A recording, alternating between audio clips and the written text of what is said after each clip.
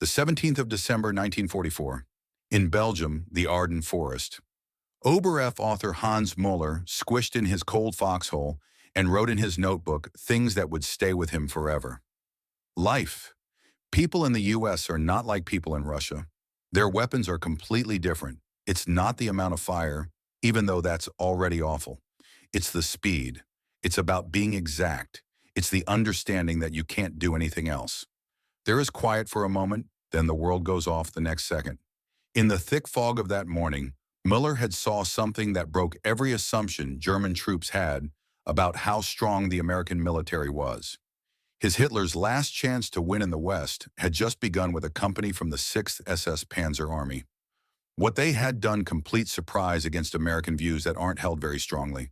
It looked like victory was close. After that, their guns found them. There was something Müller didn't know that no German soldier moving through those snow-covered woods could have known they were about to face the deadliest weapon system ever used in battle. A system that was so powerful, so harmful, and so accurate, planned so well that it would stop Germany's last attack and show how strong the American military really is. Of being better. The fall began a long time before the Battle of the Bulge.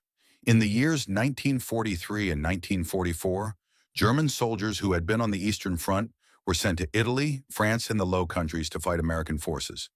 They brought with them ideas that were formed in desperate fights against Soviet artillery. They knew how to stay alive. Russian bombings caused a hard-won experience. Russian snipers would fire at German troops, giving them a chance to attack. Important seconds to find cover. The shells would come in regular patterns, which let people move between barges. It took 10 to 15 minutes for the fire to move from observation to effect. The Americans were very, very different from the British. Gapa Otto Schmidt was taken in May by the Afrika Korps in Tunisia. He had served for 2 years on the Eastern Front. 1943 would later talk about his first meeting with American guns in a talk with. We were set up in a wadi north of Tunis. We thought it was a good cover. Who are they? That's how long it would have taken them to find us and then range their guns. We were sure it was safe to heat our breakfast coffee.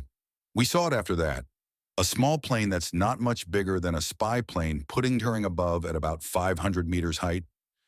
We didn't really pay attention. Such planes did not have any guns. We thought it was taking pictures. After 3 minutes, the entire wadi exploded with no warning, no ranging shots, and no other clear sign at all. Bombs going off at the same time, not one after the other. There are bursts of air above us and land below us. In just 30 seconds, my group stopped being a fighting unit. Out of the 123 guys who died, I was one of only 11. The airplane Schmidt had seen a L-4 Grasshopper, which is the type of plane used by American forward observers. These simple Piper Cubs, the German forces would fear this plane more than any other. Not because of the tools they had, but because of what happened next. The way they look. The German troops found out a painful truth. When you saw a grasshopper in the sky, you had minutes, or maybe even seconds, to stand where you were before. American gunfire turned it into a killing zone. Latent. Friedrich Bauer wrote about his experiences as an artillery officer who led counter-battery fire on the Eastern Front. Shocked in letters found in German military files many years later.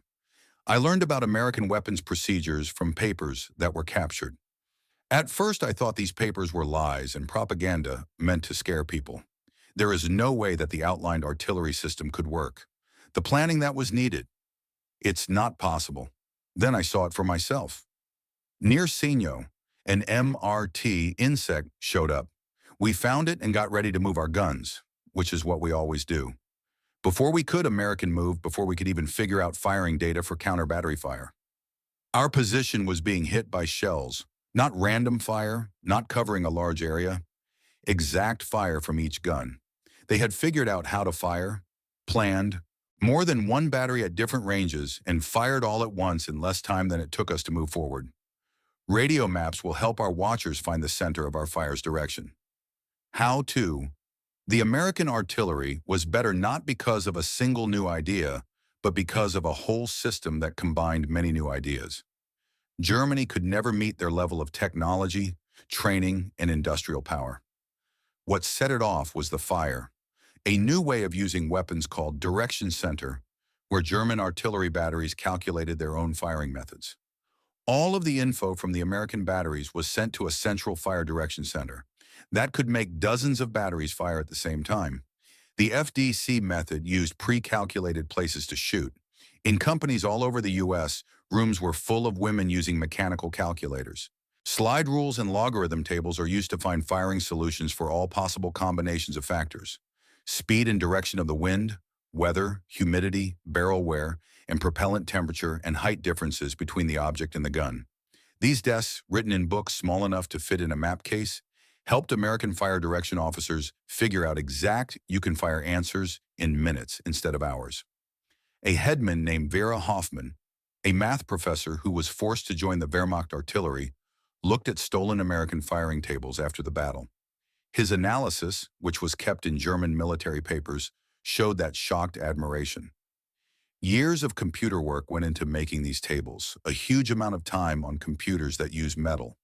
They had figured out answers for all of our variables. Could run into in the field.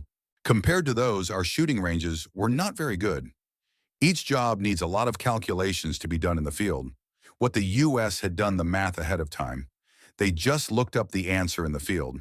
But tables alone couldn't explain how devastatingly well American weapons worked.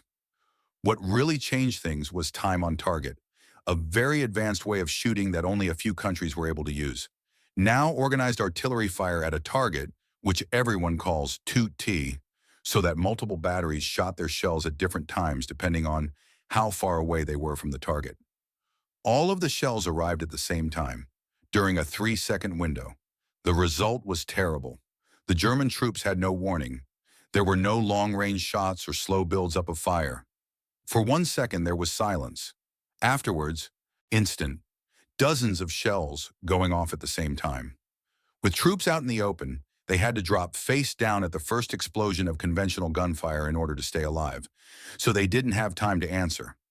Research done after the war showed that 66% of artillery in the first few seconds of a barrage, people were hurt. Time on track increased deaths by removing warnings. Stabsfeld, Kurt Zimmerman, a soldier who lived through toot hits during the Battle of the Bulge, wrote in his diary found by American troops in a command post they had taken. It's not what we normally think of as weapons. It's new things. You don't hear anything. After that, the world stops. Each shell comes in the same second. Men who would have lived through ground bursts die in air bursts. The men who would have lived through air bursts die in ground bursts. There isn't any time to run for safety, get to a hole, or duck, to even fall flat. You are just living 1 second and hurt or dead the next. Commanders in Germany were shocked by how quickly American weapons responded. German weaponry was thought to be some of the world's best, could set fire to something in 8 to 10 minutes if everything went perfectly. The American artillery could usually shoot accurately in 3 minutes, this speed resulting from several causes. New FM radios were used by American forward monitors. That made conversation clear, static-free, and easy. German troops still mostly used AM radios, which had problems like interfering with. There were also a lot more radios in the United States. Every battalion of troops there are several forward monitors with radios. Most German companies had 1 or 2 radios, which they often shared between groups. The forward monitors were actually another American good thing. German forward monitors were artillery officers who often didn't have enough training or skill as an infantryman. American forward watchers were people who had special training and who knew how to use both artillery and infantry methods. They moved with army groups, they lived with infantry troops, and coordinated fire as a normal part of operations involving both types of weapons. In addition, not just their own company, but the whole corps artillery could be called upon by American artillery observers. One forward observer could quickly arrange fire from dozens of batteries with this system. If an officer calls for help with fire, it could bring down the weight of metal equal to a small airstrike, delivered more quickly and more correctly than any air support could. Austin Rich Mueller, in charge, about an infantry company that was destroyed near Low in July 1944, proved this ability in his last report. There was only one American rifle company and my whole regiment was held in a town for 6 hours. Every time we tried to, as they attacked, Gunfire pushed us back. Not just one battery, but what looked like a bunch of them. The forward observer in that company, most likely a left renter or captain, was in charge of more guns than I could. Use all of my regimental weapons to attack. More than 400 men died while trying to sack 120 Americans. We failed. The gun pieces themselves showed American industry is better than others. Most people use the M2A110 5mm cannon. This piece of American light cannon was a work of engineering and manufacturing genius. Rock Island Arsenal had gotten better at ways for making things that let them be made quickly and to exact specifications. By 8,536 M2A1 howitzers had been made by the end of World War II. Each, the 36 howitzers in the American Infantry Division, were split into 3 groups of 12 guns each. These both sides of the companies had cars and were pulled behind by trucks or half-tracks that could go at highway speeds. Moving away from one, it took German horse-drawn artillery 2 to 3 hours to move from one firing point to another. It only took American motorized artillery 1 hour, 20 to 30 minutes on a battery. The difference in movement was very clear. The German guns. During the war, most transportation stayed on horses. Nazi propaganda showed panzers that were powered by machines. Approximately 80% of drones from German motor power were based on horses for moving things. Germany had 514,000 soldiers when World War II began. Horses, and by February 1945, there were 1,198,000 left. It took hours to limber, move, and unlimber each piece of German weaponry, which took 6 to 8 horses, or conditions in the winter. It became almost impossible to move. Grief writer Paul Richter was sent to work for a German gun company. Battery in Normandy kept an in-depth journal that was found after the war. We looked at during a fight, American artillery was moved around. After firing their mission, cars showed up. In 20 minutes, the whole group had loosened their guns and left. We needed at least 2 hours to do the same evolution, and that meant the roads and weather were good. We might need 4 in the mud or the fire. Hours. The Americans would move to a new spot and get ready to fire again, before we were done moving. We were having a war with horses in the 1800s, in a war from the 20th century with cars as the enemy. The result was bound to happen. Even more deadly firepower came from American 155mm howitzers. Each different battalion had 12 M11 55mm howitzers. These guns are firing 43-kilogram shells to ranges of more than 14,000 meters, gave the division leader a strong punch that can destroy defenses that would be able to withstand fire from smaller calibers. The 155mm was in and of itself a technical marvel. It was designed in the late 1930s and made standard in May 1941. Its range, precision, and dependability. During the war, 10,300 were made. The truck or half-track could pull the gun along at highway speeds, which would allow it to be moved quickly. The rate of fire was 4 rounds per minute, though crews that were well-trained could quickly go 6 rounds per minute. But even these divisions on top of the weaponry that is available at the Corps and Army levels. The American main guns, usually, it had companies of 155mm guns, 8-inch howitzers, and even huge 240mm guns. Whattitzers. These tools, which can destroy any defense, could be forward monitors at the battalion level, have asked for help. Because of the pyramiding of weapons, there was only one rifle company, could quickly put out fire from the divisional corps, and even the Army a battery.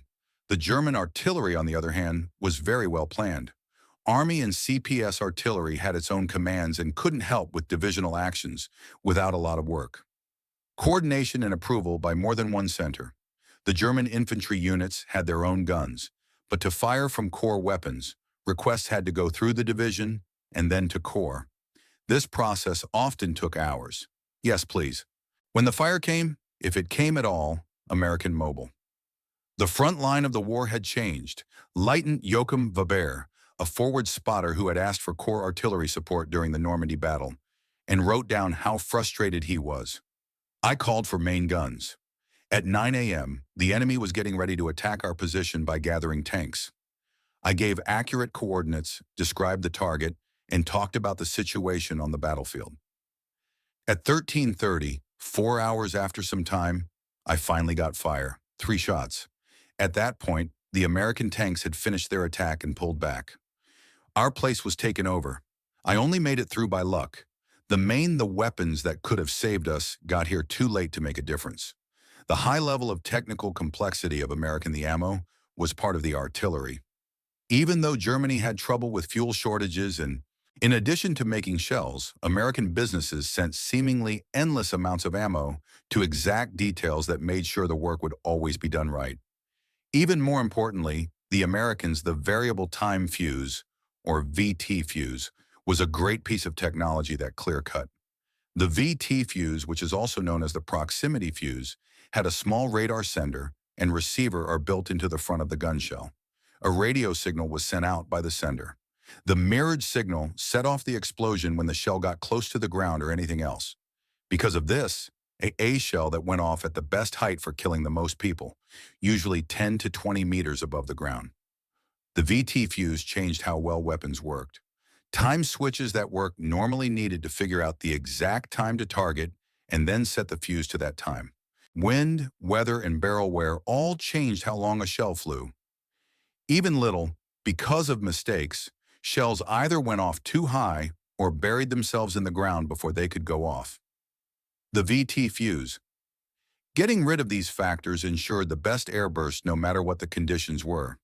The VT fuse had been used in battle by the USS Helena on January 5, 1943, to shoot down a Japan bombed-off Guadalcanal with just 2 or 3 salvos.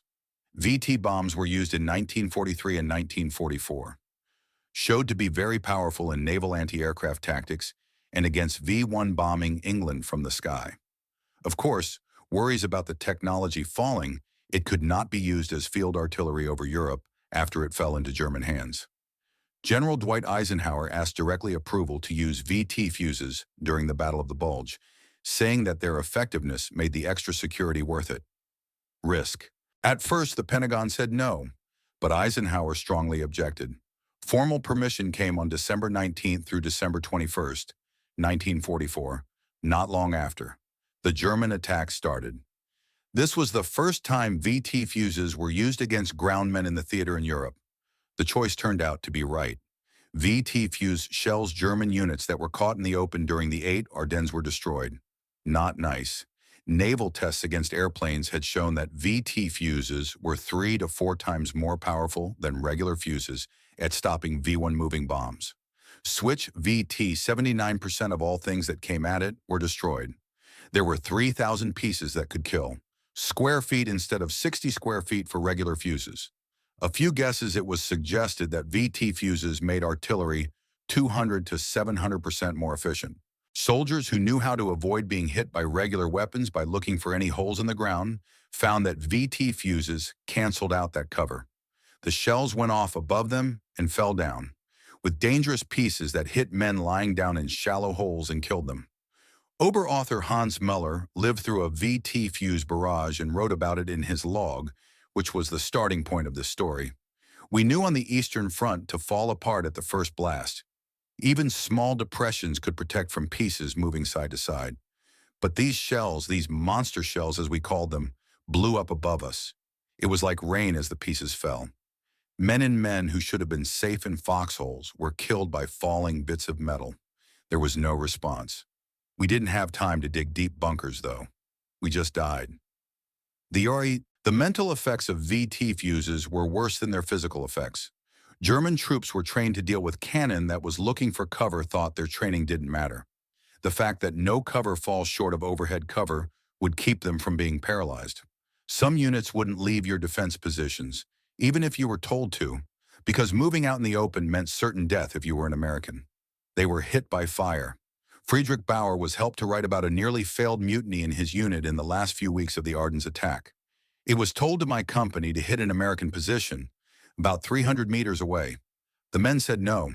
They had seen what the U.S. shells could do too with Cumberus and these new bombs that blew in the open with troops' air. I tried to tell them that if we didn't attack, we would die anyway, that the U.S. would finally take over. Where we stand, the men wouldn't move. They would rather risk being caught than know for sure they would die under fire from American guns. American artillery and ammo were made in such large quantities that the numbers showed another aspect of German soldiers' superiority. Couldn't understand. Just Rock Island Arsenal made more than 10,000 the howitzers. 155 millimeter howitzers and heavier weapons were made in many companies. Weapons. During the war, the production of shells hit unbelievable levels. Allied bombing, lack of resources, and inefficient use of industrial space all slowed down German output. Never got close to American levels of power. Pieces of German weapons they were often better designed than American versions. But Germany didn't make enough of them, and didn't have the factories to keep making things while the war went on. It was 1944 when German fire. Batteries often only worked at half power because guns were broken or worn out and there were no spares. Read more. Importantly, German ammunition production could not keep up with activities that were very busy. German artillery positions often only had a small amount of shells to use each day, sometimes just 2 or 3. Every gun, every day. There were no such rules for American batteries. Forward observers knew they could call for fire without worrying about running out of ammo. The Lieutenant Werner Vogel, a German artillery officer, wrote about the lack of ammunition in his war notebook. We got 50 shells for each gun for the whole week. 50 shells to help an infantry company that is under constant attack by the Americans. I was needed to defend every fire mission to the battalion, explaining why this specific target was worth the money spent. Unreplaceable weapons of war. At the same time, American guns fired thousands of shells every day with no care for the environment. We fought against rich people in a poor man's war, man's enemy. The difference in the amount of ammunition available showed up in tactical strategy. German artillery strategy stressed heavy fire on important targets that could only be reached after careful planning and approval. The American policy stressed responding fire right away, ready to help with infantry actions. A leader of an American infantry platoon. Within minutes, they could ask for and get artillery assistance. If he has to, a German platoon leader might have to wait hours for fire, getting any at all. The logistics of getting ammunition to soldiers made the U.S.'s benefits even clearer. The American cannon was fully motorized and fueled by truck convoys that could bring thousands of shells to the front lines, places within a day. German artillery, which was pulled by horses and often relied on rail travel for long-distance movement, had a hard time keeping enough forward stocks. As air power from the Allies blocked rail networks, it got harder and harder to get ammo. American standardization was also good for operations. The 105 millimeter howitzers fired the M1 shell. Rounds fired by 155 millimeter howitzers and bigger guns used the same fuse. This uniformity made supply easier, cut down on the need for inventory, and made sure there were always fuses on hand. German ammunition output, which was hampered by different fuse designs and caliber variants, had long-term shortages of certain parts, even though total production stayed the same. Good enough. The strength of American artillery led to a chain reaction that German choices for strategy. German leaders knew that putting a lot of troops together would lead to deadly artillery fire. Spread out their units. But units that were spread out lacked fighting power and could be piecemeal was lost. Concentrated forces could make battle power, but they U.S. artillery fires at these sites. Either choice would have lost. Is the Ardennes Germany's last big attack in the West? The offensive showed these trends. With a harsh clarity, fog and cloudy weather were important for German plans to stop the U.S. air power from working. The planners were right when they said that American planes could not fly in bad weather. They didn't get that American weapons didn't need good weather to work. During the first few days of On the Attack, German armored and infantry divisions made big gains against American forces that were caught off guard. Forces. Germany sent more than 200,000 soldiers and about 1,000 tanks to start the first attack happened on December 16, 1944. Then American guns found them. German horse-drawn artillery units were destroyed because they couldn't move quickly when they came under fire. Place. Because they didn't have enough ammo to keep firing back, the German guns stopped firing while the American guns kept firing. Werner Stabsfeld and Kurt Zimmermann, The difference was written down in a diary that goes into great depth about German artillery operations during the Bulge. The battery was in the woods south of St. Vith. Each gun had 50 ammo. Our whole budget for the job. We fired a mission to help our troops. American in 10 minutes, an attack from the other side damaged 3 of our 6 guns and killed most of the horses. We tried to move still had guns, but they didn't have any horses to move them. We put down the guns and walked away. This was how things went across the whole front. Our artillery was stopped, but the American cannon kept firing nonstop. In Bassau, the U.S., due to a lack of supplies, artillery ammo could only fire 10 rounds per gun per day on December 22nd. Even so, American artillery was very effective at stopping German strikes around the surrounded town. As soon as the weather got better after Christmas, the gunfire got a lot stronger. During the whole Battle of the Bulge, 4,155. In all, 1,255,000 military rounds were fired by American guns.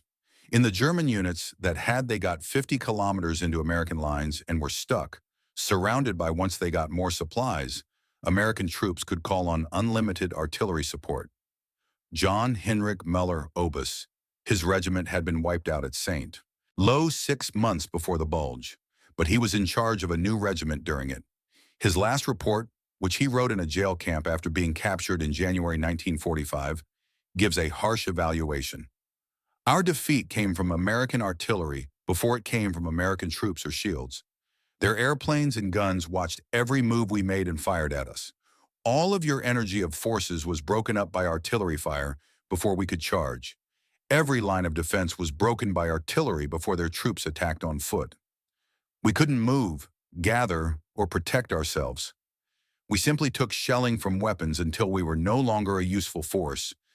They were going to drive through to it. Took less than a week for Antwerp and the split Allied forces to stop moving, by gunfire from the U.S. Units that went on the offensive with full strength finished it with 30 to 40% casualties. Most of the casualties were caused by gunfire. The things that German soldiers who lived through the war was already over when the artillery arrived. People who were taken and sent to U.S. prisoner of war camp states learned that the American weapons system that had destroyed their units was only one part of the American military combat strength. The factories that could make tens of thousands of gun pieces and millions of making tanks, planes, trucks, and everything else used the same amount of shells. Weapon of war in huge numbers that were far greater than what Germany could make. Writer of grief Schmidt was arrested in Tunisia and is being held in a camp in Texas. He wrote in a letter that got through American security. I have seen American business.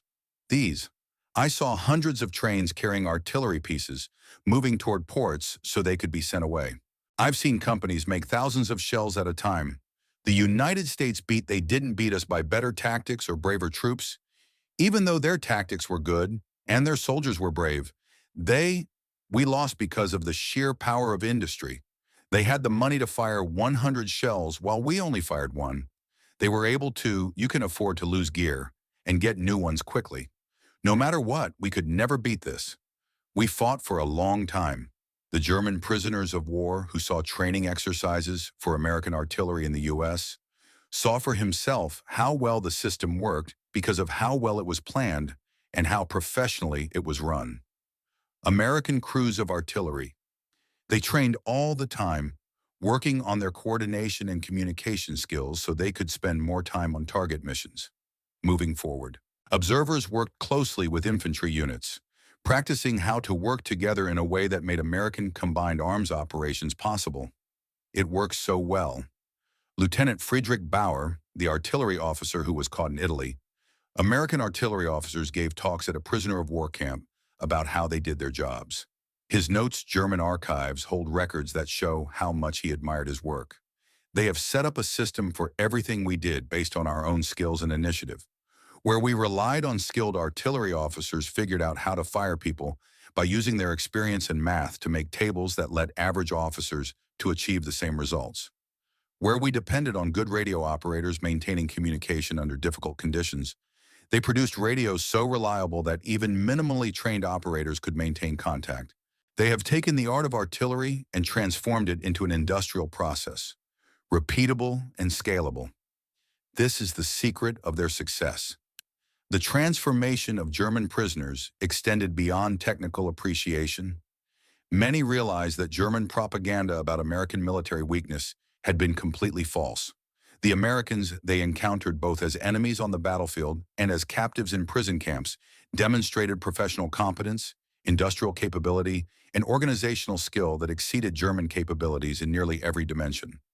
WWII writer Hans Müller, whose diary chronicled his experiences in the Ardennes, was captured during the collapse of the German offensive. His later diary entries, written in a prisoner of war camp, reflect a complete reversal of his earlier beliefs.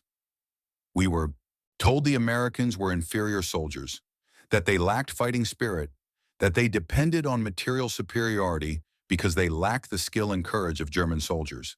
These were lies. American soldiers fought with courage and skill, but they also fought with overwhelming material advantages that German courage and skill could not overcome.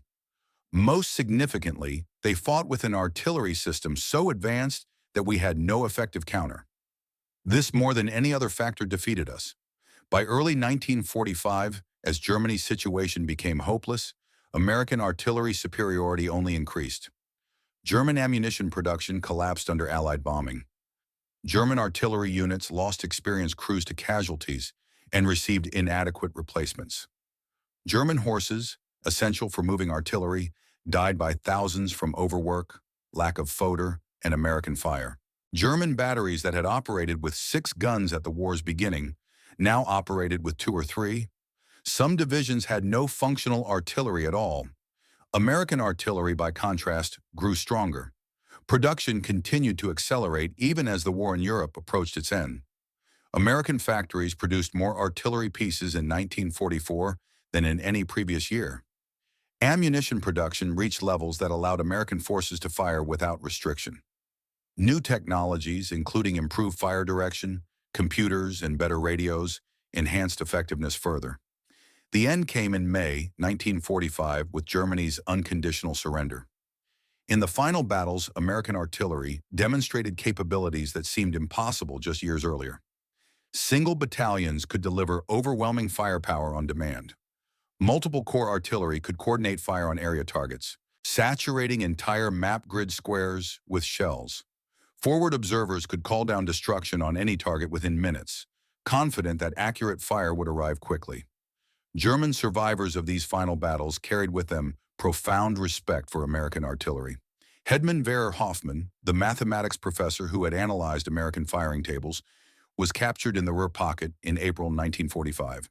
His final military report, written for American intelligence officers, provided professional analysis of American artillery effectiveness. The American artillery system represents the culmination of industrial-age warfare. They have applied industrial methods, mass production, standardization, and systematic training to create a weapon system of unprecedented effectiveness. Individual German artillery pieces may be superior in design. Individual German artillery officers may match American skill, but the Americans have created a system that does not depend on individual of being better. Their system produces consistent, overwhelming, rapidly delivered firepower, regardless of individual skill levels.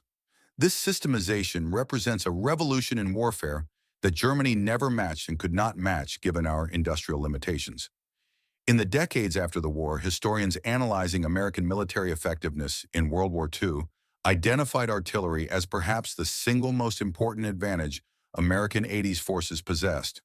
While tanks and aircraft received public attention, it was artillery that broke German attacks, supported American advances, and inflicted substantial casualties in the Western theater.